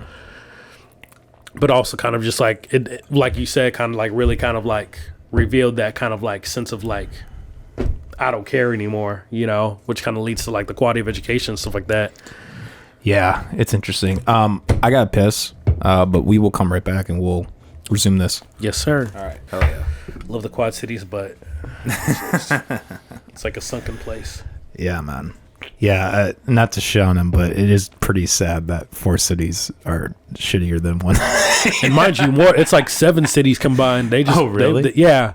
Like, so it's Rock Island, Moline, Bettendorf, Davenport are the ones that are just mainly talked about, but like East Moline is a part of the Quad Cities too. LeClaire is part of the Quad Cities. Like Milan, like there's a bunch of like, so it's literally like 7 or 8 towns, and like it's still freaking. It's just a weird place. I love it, but it's a weird place. It's just weird. Especially when you like go outside and then come back. It's like, oh shit, this place is toxic. Yeah, I'm not gonna lie, we had a pretty good trip coming up though. Like we took a whole day where we just hung out in the hotel. I feel like we just really like, I don't know, maybe people go on vacation, they think that's dumb, but like I loved it. I loved just like, kind of hanging out in the room all day and like. No, the Quad Cities is dope. Like for a day to just go to, like there's a lot of stuff that goes on in the Quad Cities. Though people say there's not shit in the Quad Cities, there's a lot of stuff you can go to that's like fun, and there's all like, and continues to grow. Like it's great for like a day or two, but like that third day, like you just start feeling like the town weirdness. Yeah, like you just have the townies stare at you in weird ways, like ask you weird questions, and then you start realizing like, oh shit, yeah, it ain't the place to like live, you know, unless you're just trying to like have like a family and just have a place where it's just like nothing goes on much, you know. Yeah, exactly.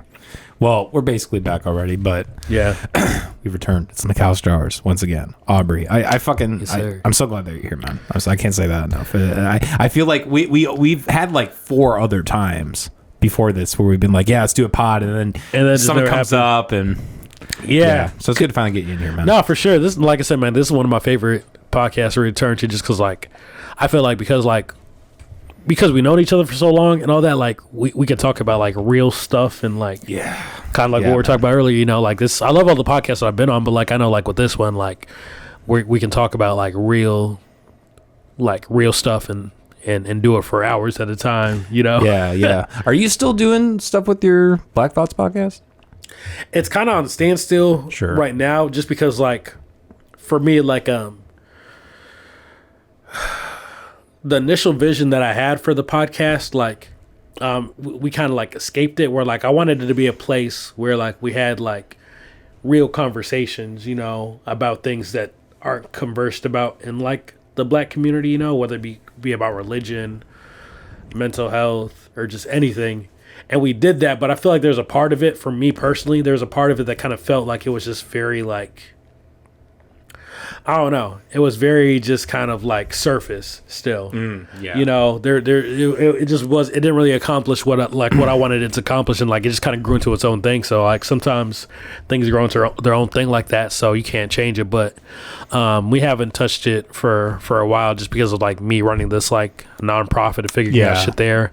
And I've honestly had ideas just for like another podcast to start, but I've kind of just been like keeping it on the back of my brain. Sure, you know, but. Yeah, it's. I don't know if it's gonna return. If it does, I probably won't be like a host like I was. Sure. You know, just because like I feel like with what it is as an entity, someone else can kind of fit that space better. Where like I don't think the podcast gave space to like having nuanced conversations. You know, that didn't feel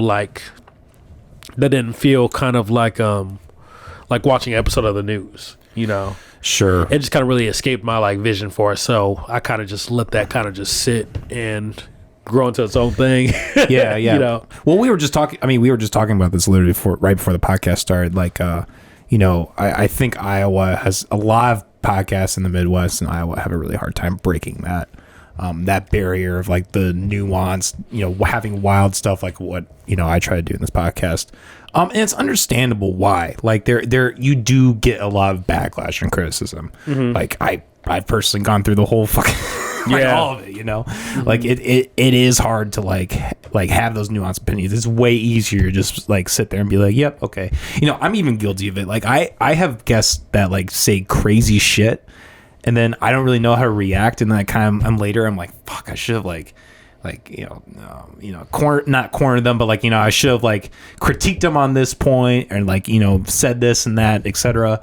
You know, it's really hard in the moment. Like it's really like like training yourself, like, you know, like working a muscle.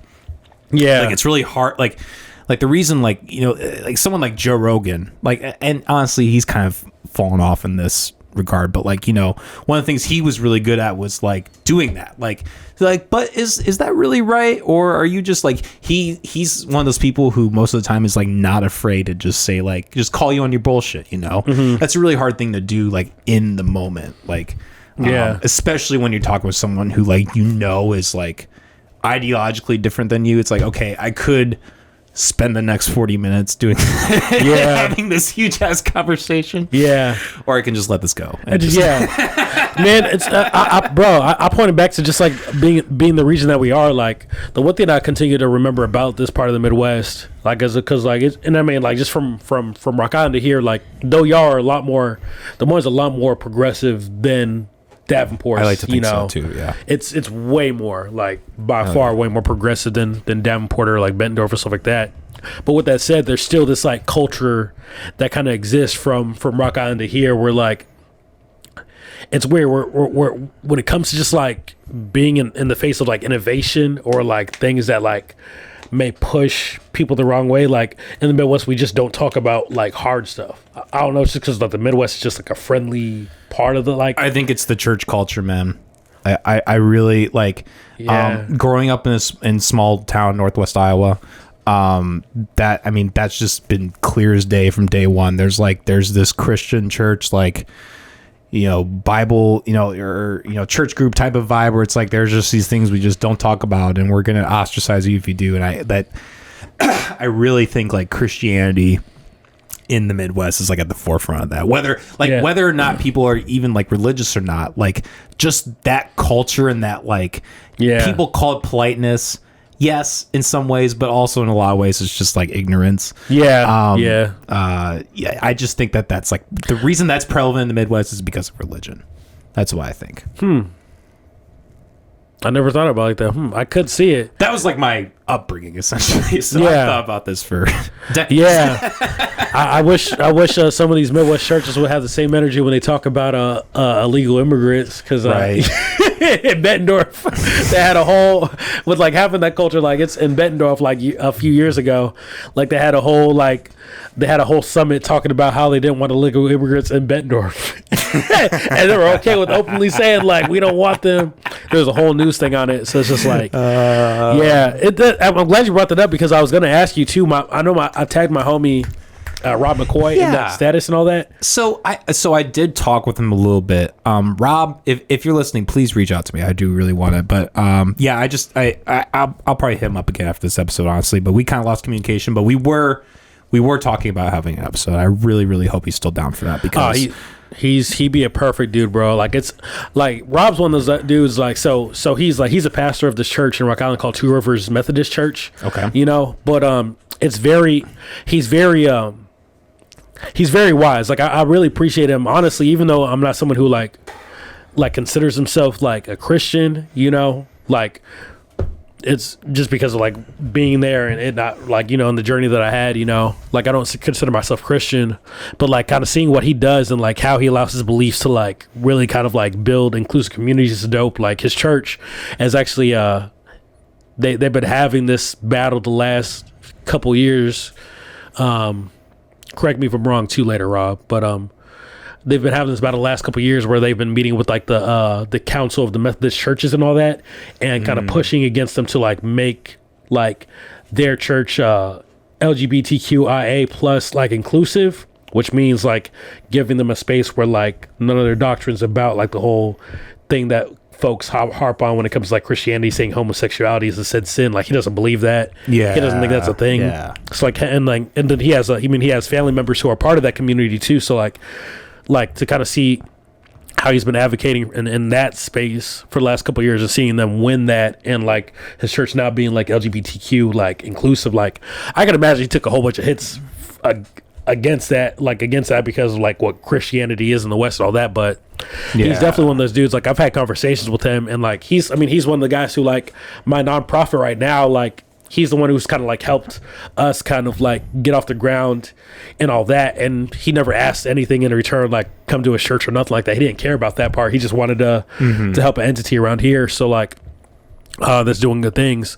So like, and I've known him for like 4 or 5 years. So like we've had conversations about faith and like why I'm not a Christian anymore. And like, he always is telling me like how he agrees. Like he has that space where like being a Christian pastor is hard while having like progressive ideas. Cause like he realizes that there's a lot of racism and homophobia in said like Christian culture. But like he believes like that part of his job is just to like show how like what it means to just be human, living a spiritual experience, as he kind of says, you know. So he's a dope guy to have on because he has such a nuanced perspective when it comes to faith. Like super dope. I've learned a lot from him myself, really.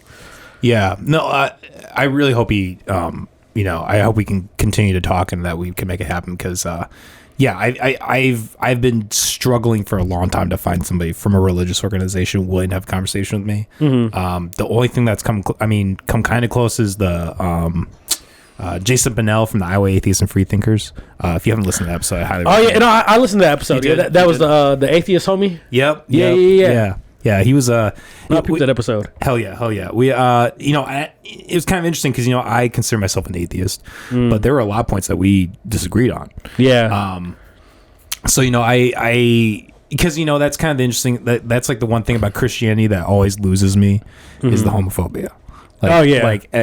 And so I don't really I personally I don't want to speak on it too much because I want to save it for the interview. I don't really know like how I feel about that when like churches kind of like it almost kind of feels like white people will support Black Lives Matter, Yeah. like they're like we've been so shitty, but like now all of a sudden we're like we're on team. We're on team. Oh Rainbow, yeah. I don't know, but I mean, look, he seems like someone who genuinely like supports that group and is trying to do, and that at the end of the day I respect individuals, not the institutions, Yeah. Yeah, but as an individual, like he's just dope, Yeah, it seems like a cool guy. Yeah, he's just like he just definitely like, I mean, the fact that like that I've been operating a program outside like within his church for this last year, and like he's never like expected like anything where like your regular church would be like, oh well, if you guys are gonna use our space, like these kids need to come to our church and convert to Jesus and all that.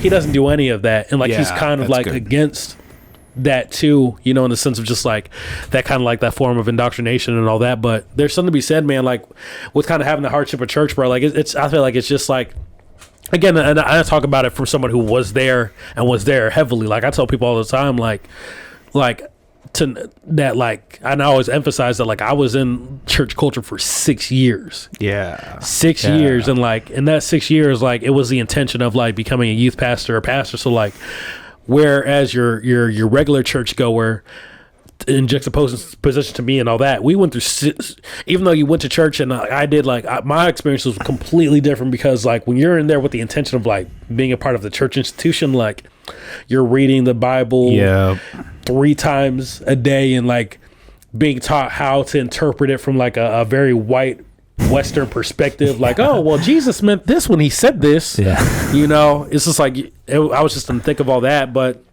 one thing that I do say about church culture is that, like, they're only comfortable going into spaces if they know that, like, that they can have influence on an individual or the entity, you know. Exactly. And I say that just, and I'm gonna bring up a real story, and this is my first time I say it out loud. I ain't gonna call nobody out, but I think it's meant to be said, like, just with the context of this. But after my brother passed, like, I think a year and a half later, there was a pastor who I was talking to who I used to work with and all that when I was a Christian and all that. And he pretty much hit me up and said he wanted to talk. And for me, I know what that means. Like, you want me to, you're going to check up on my religiosity and see where I'm at. Yeah. And all that. And it was that, you know, it ended up being that, him asking, I was like, so what's your relationship with Jesus? It was like, it is. I don't what do you want me to say? You want me to say oh my goodness, like, I love Jesus, I'm still reading. It was like, you want me to say that, but I ain't gonna say that. I'm just gonna say it is what it is, you know, whatever. But the same guy, we're having a conversation, and he was mentioning how he was really close to my family, right? So, like, my brother, he mentioned to me how, like, my brother, the day before he passed, he reached out to his wife. And my brother was kind of just like in this place of just asking him, like, yo, like, so what would God think about me if I did this or that or the other? And the pastor's wife's response was like, well, I can't answer that now unless you come and meet us and talk about it and all that. And then this happened. So for me, you know, like, for me, that's why I look at that. I'm like, that just shows me that, like, your religion, it doesn't do anything for anybody but you. You know, at the end of the day, because, like, it's just like this. If you have for me, if you're like a spiritual person or like a spiritually conscious person, you know, that means that, like, you're sensitive to the human experience, and, like, you're willing to do what you can within your power to go to that person struggling and all that. Like, you know, that's my whole perspective. But if your religion or spirituality says that, like, you have all the answers, but don't give them unless they convert to your club, that's a bullshit ass religion. Like, I'll call that out easy, you know. But that's a lot of what a lot of, like, religion kind of, like, operates under. It's just like, oh, we don't want to go into these spaces unless we completely know that we're going to change this person's life for Jesus and all this weird crap, you know. And it's just something, and that's what I'm not, that's one thing that I'm just like, that I grow, like, intolerant of, like, as a person who's still, like, even though I don't consider myself Christian, like, I do kind of have that nuance of just, like, the things that, like, you're spiritual. Yeah, you know, just the things that, like, Jesus taught and stuff like that. Even though I don't think that, like, things are, like, literal when it comes to, like, these, like, miracles that happen in the Bible. Sure, like, yeah. I don't think they have happened, but I think that's besides the point. I think that doesn't matter whether you believe they happened or not, whatever. But I'm like, he was a pretty radical thinker. That's why I see when I look at, like, read the Bible, like, I see a radical thinker who was changing a system, and political and religious leaders didn't like it, so they killed him, you know? Yeah, he was an enemy of the state. So, like, that's the thing that I like. That's the thing that I rock with, just like the teachings and all that. But I rock with it just like I rock with the teachings from Buddhism, or the teachings that I get from anything else. Because for me, like, and to kind of go back to, like, what we were talking about earlier, for me, like, that's why, like, whether it be Christianity or atheism, I feel like any idea that, like, says this idea is the one right idea, I feel like that's just dangerous because it has so much certainty behind it. Like, where I critique Christianity just like I critique, like, someone who just has an atheist and Sure. you know, just atheist idea of, like, oh, this doesn't exist at all, and, like, in this side, this is like, oh, well, it does exist. I'm like, how can y'all be so certain?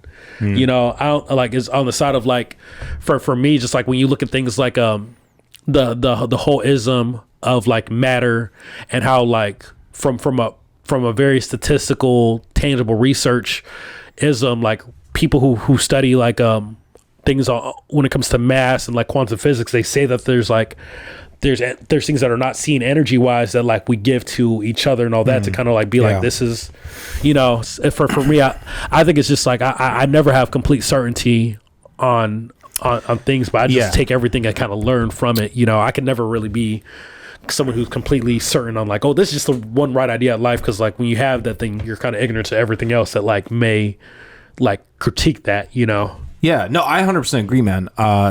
You know, like, yes, I consider myself an atheist, but you know, there are a lot of things about the atheist communities that I have a lot of critique on. Especially, like, when it comes to, like, the political aspect, like how strictly aligned, like, left leaning they are, even though, like, and there are a lot of areas in that I feel like they're not able to see the whole, like, the gaping, or they're doing the same thing that, some Christians are doing in a sense. They're giving their, like you said, like they're giving their ambitions all into one thing, and they're saying, hey, this is accurate. Because, like, I believe a true atheist, like if someone's a true atheist, like they can't say, I 100% know that there's no God. Like, I can't make that statement because I don't know. We don't have a scientific way, but, and I'm not talking, and when I say science, I don't mean Fauci science. I mean real science. That's the beauty of science, is like, if you have a theory or you have a hypothesis, you can take tools and math or whatever and apply it into the real world and see for yourself, oh, okay, this all lines up. And I think, if you don't have that and you're willing to just make the assertion that, like, yes, 100%, like either way, then yeah, like you're not an atheist. Like you are not a true atheist. Like you are that's the problem. Like there are cult followers in atheism. Like they're like, I'm a libertarian. There are cult followers in libertarianism. That's true. Every group just has those people who are just not going to have that kind of, so I mean, and that's something that I debate with too. Like how much faith and how much, like, do I want to put myself into these, like, atheism or libertarianism or whatever? Like, how much am I willing to put myself into that and, like, to, give myself to that? Like, it's a thing I debate with, and I think anyone should. Yeah, it's I like those ideas. I feel like those ideas are good to, like, wrestle with, to, like, make us, like, get to, like, our true belief of, like, what is, and not, like, lean on, like, somebody else's idea holistically. I think like you should have those ideas that, like, I'm more so about, like, things that, like, I disagree with. Like, I'm more so about wrestling with those things, not for the sense of, like, disproving it, but really kind of, like, having it be a thing of, like, within myself, be like, okay, like, why do I disagree with this? Like, is there something here that can be learned by that? I feel like it's just better to be like that when it comes to, like, things, like, when it comes to just, like, things within that realm of, like, spirituality, because, like, spirituality is just, like, there's uncertainty there. None of us truly know anything. We don't know if I don't think heaven or hell exists. I think we just made that up with, like, the human language we have to kind of, like, deal with, like, suffering and justifying shit. Yeah. We don't truly know these things. Everything is just speculation. Yeah. So, like, the best thing you can do is, like, not be like, oh, this is completely the right way because it makes sense to me. Is like, cool, but realize that, like, there's fucking countries out there that have never heard about science. Yeah. Have never heard about Jesus, and they're doing just fine without either or of them, And it doesn't dilute the fact of saying that, like, your idea doesn't exist, but it says that, like, your idea isn't the only idea, and that's why, like, I'm always about, like, just holding a space for uncertainty and being okay with being like, I don't know. There's a lot more power behind I don't know than I know, because sometimes you don't know and you're just going off what you know from your perspective, I 100%, yes. I couldn't have put it said better myself. Those are the three keywords of science. Being willing to say, I don't know. Yeah. Like, that's so important. Like, if you can't do that, then you're not a scientist. You're not an open-minded person. You're not a free thinker. Yeah. Like, sorry, you're just not. No, seriously, and it's funny, and I say that all to say too. Like, in the last few weeks, man, it's been kind of crazy. The last few months, like, as a creative, I don't know what it's been, but I've been getting invited to churches to do things, like to do poetry, stuff like that. Weird. Like, it's Rob's church, the homie I was just telling you about. It makes sense with his because, like, he's on for Pride Month. He literally had, like, poets, like youth poets who were, like, a part of the LGBTQ community come and share poems, and he's like, it don't got to be religious. And it don't have to be clean language. You say what you got to say. So, like, it makes sense for him. But, like, churches that are a lot more, like, conservative in their thoughts, I'm like, what do you see in me that, like, that makes you think that I'm, like, the perfect for this, It's funny because the last church I did some stuff at, I did a poem for this church and all this. And the last poem I did that I was, like, close to, like, religious was this poem that I wrote called, like, Stars of Mizak. It was actually on my Aubs album, so it's on Spotify. But it's pretty much talking about the nuance of religion, where I realized that, like, there's always going to be a part of me just because of my upbringing, because, like, the ancestral narratives of it, that's always going to have that spiritual aspect to me. Like, I can't escape it. You hear it in my music, you hear it in my art. It's just always going to be there. And I just got to be like, okay, well, this is a part of me, But with that said, there's also part of me that's just like always going to critique it. So I did this poem pretty much at this church, and the last few bars was pretty much critiquing the church and telling, like, people that they were like that it's a form of, like, brainwash if you just allow yourself to be confined to a space and let them tell you what you believe. And I didn't really think about it, so I got to, like, the last lines of the poem where I'm, like, pretty much pointing at everybody there and talking about them. I was like, oh shit, like I was like, I might not be able to come back to this church, but like one of my homies who's a drummer there, we were doing some work last week, and I was like, yeah, bro, I was kind of like nervous because I really did kind of critique the church in front of the church's face. He's like, bro, you said the shit you're supposed to say, like the fuck, and I'm like, that makes me feel good. The fact that you're in here and I can say that and you agree, you know. So like, there's almost like the silver lining that I'm glad, even though I don't really like abide by any kind of religious thought, it's cool to see that there's people inside the church too. And it's kind of like education, who are inside this system of the church and like are fully church, but also like critique kind of the thoughts in it. It's kind of cool to be able to see that, because like going into churches, I'm just like, man, I don't know why y'all had me here, but I'm here doing what I'm doing. And it's so weird, but it's cool to see that there's real people who also like have those real thoughts of like, yeah, I don't agree with that either. You know, it's a little bit more like, okay, cool. There's hope for these spaces too. Yeah. You know, it's funny. Me and Molly, like earlier last week, we were talking, and I was telling her about when you were like deep in the church and you were living at that house, how you felt like a slave. And Molly was like, Coleman, don't call Aubrey a slave. Hey, I was like, no, he said it. There was way more context to that. First of all, I don't remember it, but with that said, like funny. There is something we said about like it's funny because like I think like it's whether the people who did it or not were conscious of it. Like there's something to be said that like the churches be doing that to people, like literally like. Like if you, especially in the Midwest, like it's so easy to kind of like be like the only black person in like religious spaces, especially in this part of the Midwest, because like the churches are so segregated. So if you're a black person going to an all white church, you're surrounded by a whole bunch of white people. So there's probably going to be a lot of like really weird stuff that you're going to experience because they're never around black people. So like there was a part of that where it was low key like slavery, really. Like just say they literally had me in this house, said we're going to give it to you for free. You just got to read the Bible with us every morning, agree with us every day, and like you got to do you got to eat dinner with us and the family. And it's just like there was a heavy aspect of that. It really was You know, it's funny. There's this at my regular job. There's this girl I work with, and she's like she's kind of in a similar position to what you were in. Like she's at like a pastor's house, like living there, like rent free, but just like does all their shit, like to clean their dishes or whatever. But like she kind of has like, you know, like in my workspace there's like, you know, people of all different cultures and such, but like just how like I can't even really say like specifically, but like just like how she addresses that, it's so like enlightened white, like liberal. So I'm curious. Like she just says some stuff and I just like oh my god, you just said that. And like it's funny because they say it thinking that they're like, I'm saying the right thing, and you're like, no, you just sound really fucking racist. Wait, I'm curious. What'd she say? Oh, what was it like? She was just like talking this like I can't remember. It was like Islam or Asian lady, and she was just like, yeah, I'm accepting of all races or something. And I was just like, oh, you know, you don't need to say that.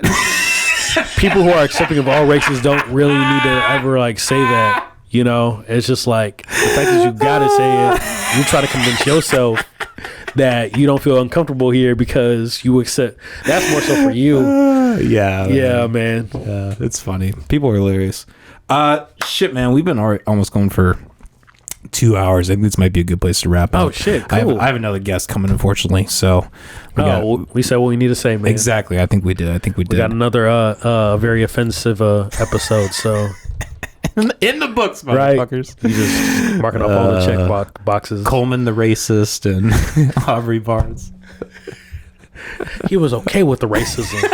I'm already seeing it. I'm going to have some conversations myself. Yeah, I do kind of feel bad. I hope I didn't put you on the spot, but... Nah. And man, that is... I think...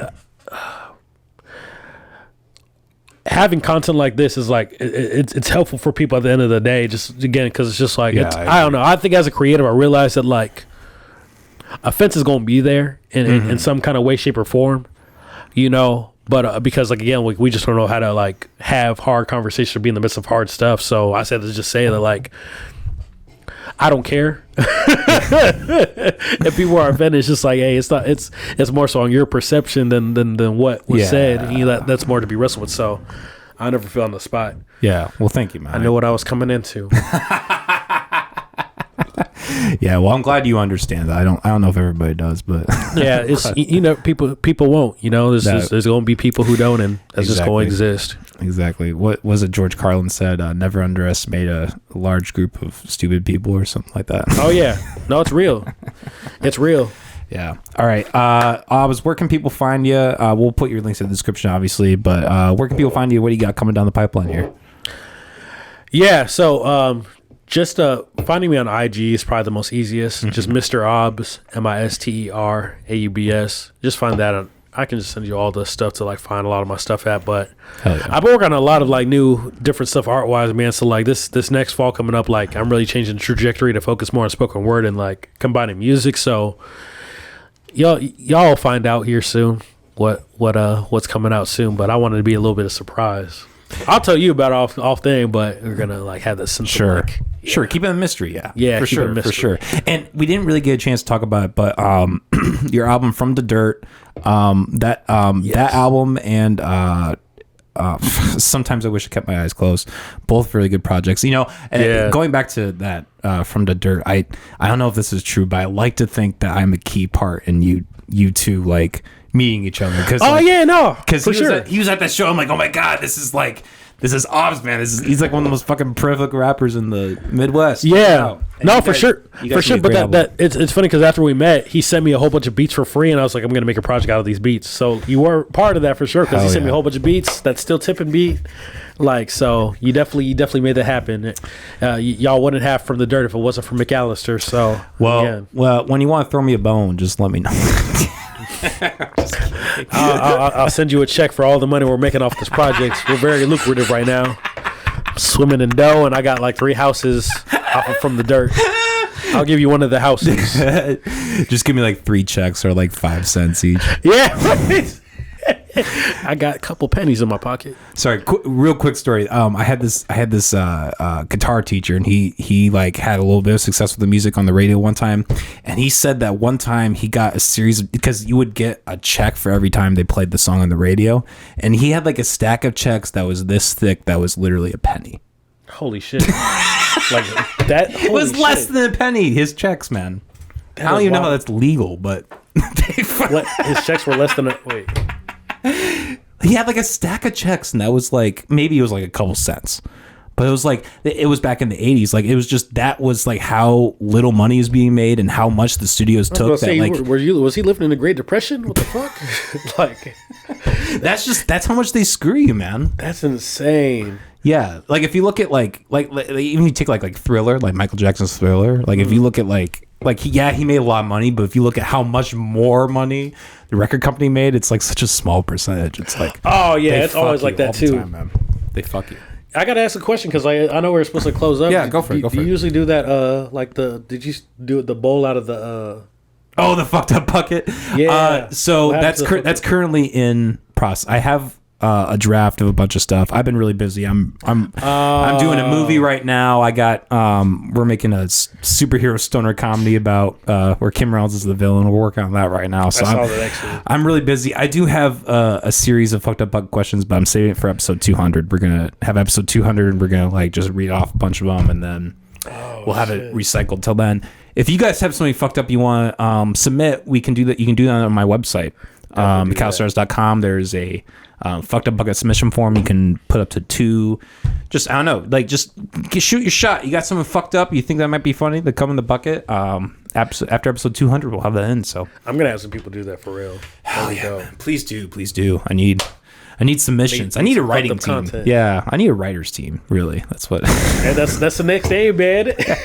That's the next investment, not microphones or anything, just the writing staff. The writing squad. Yeah, exactly.